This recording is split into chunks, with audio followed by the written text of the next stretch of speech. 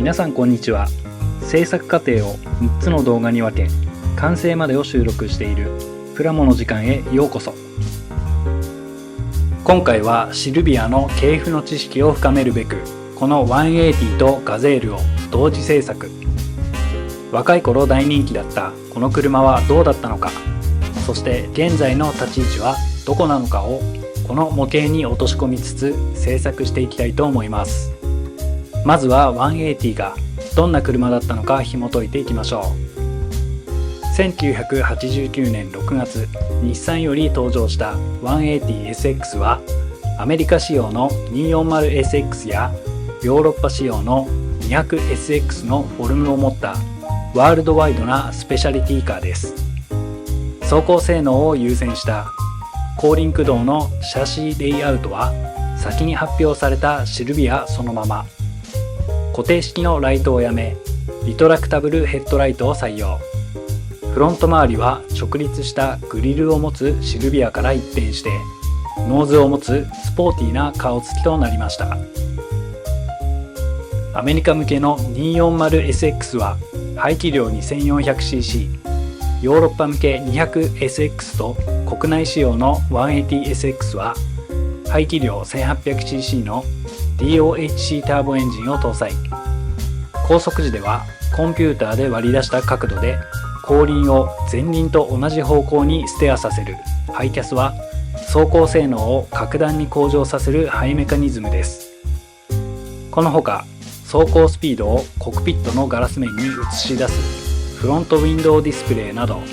新しいテクノロジーが惜しみなく採用されています。 180SX は世界のスペシャリティカーの中でも高い走行性能と先進性で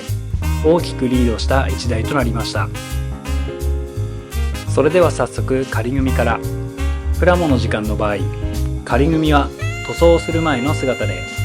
最低限足回りの状態や狙っているフォルムを確認できる段階とできれば良しとしています。まずはパッケージされているパーツで組み上げていきます。仮組時に重宝する接着剤がセメダインハイグレード模型用接着剤。水溶性なので水につければ溶かして剥がすこともできますし、接着乾燥後はゴムのような質感に。接着後も強固ですし、何より剥がしやすい接着剤、ガンガン使っていきます。まずは足回りから組んでいきますが、説明書通り進行してみて特に難しい箇所はなく、パーツ自体も車高の上げ下げは容易にできそうでした。ボディにはガラスパーツをマスキングテープで仮止めし、シャシーと合体。リアゲートにもなっているガラスパーツはカチッとはめ込む仕様で少しきつめ。本塗装後にはめ込むとなると塗装にひびや傷がついてしまう恐れがあるので、後ほどスムーズに取り付けられるよう調整が必要です。シャシーとの合体は特にきつい箇所や引っかかる部分はなくスムーズです。ホイールとドアミラー、リアスポイラーを取り付けたら仮組完了。ホイールは変更するのでこれで見納めです。車高は 1mm ほど下げ、大人っぽくシックな仕様を目指し製作していくことにします。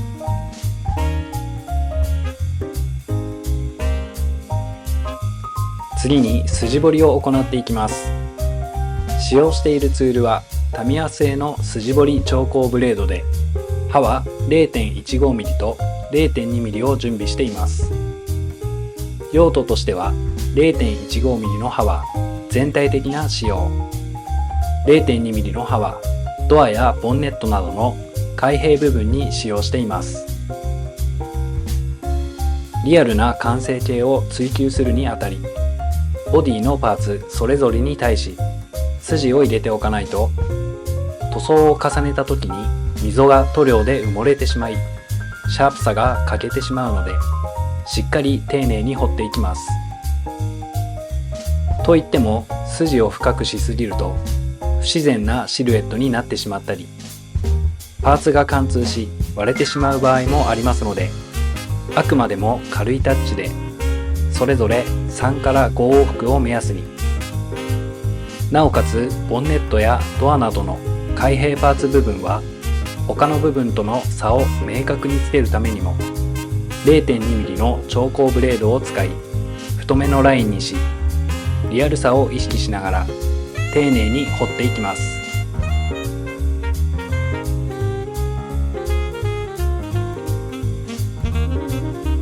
続いてこの赤い矢印部分のパーティングラインを消す作業となります。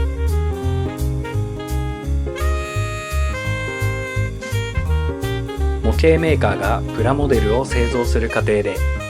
金型同士を合わせてパーツを成形しているので、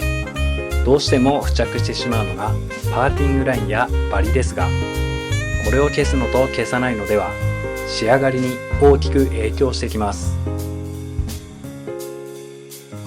パーティングラインの確認方法としては、ボディやパーツを手に取り実際に指で触ってみること。カーモデルの場合はボディを真上から見た際、左右対称的に縦のラインに入っている場合が多く、バンパー周辺は特に頑固なラインになっていることが多いです。作業手順としては、320番のタミヤのペーパーヤスリで水をつけながら削り取り除いていきますが、取り除く際の注意点として、実車にある細かなプレスラインもありますので、その部分まで削ってしまわないよう注意しつつ取り除いていきます。320番で取り除いたら、ヤスリの番手を上げながら1500番まで仕上げ、塗装に向け準備しておきます。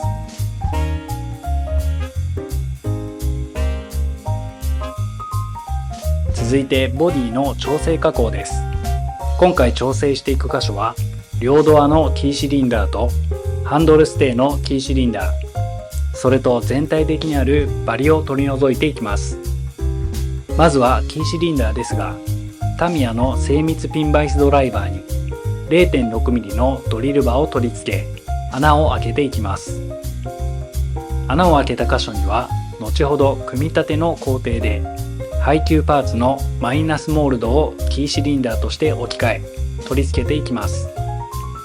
こういった金属パーツの箇所を置き換えていくだけで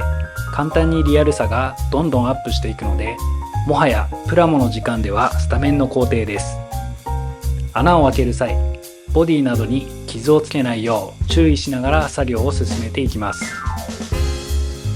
ボディ全体にあるバリに関しては、サイドシル裏やウィンドウモール内側、タイヤハウスの内側などがきつめにあるので、その角を滑らかにしていくイメージで320番から1000番までのペーパーヤスリを使用し取り除いていきます。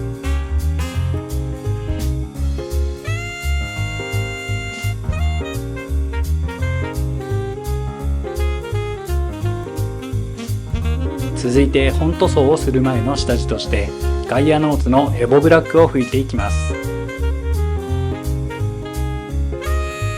この下地処理は深い艶のある仕上がりを目的とするのであれば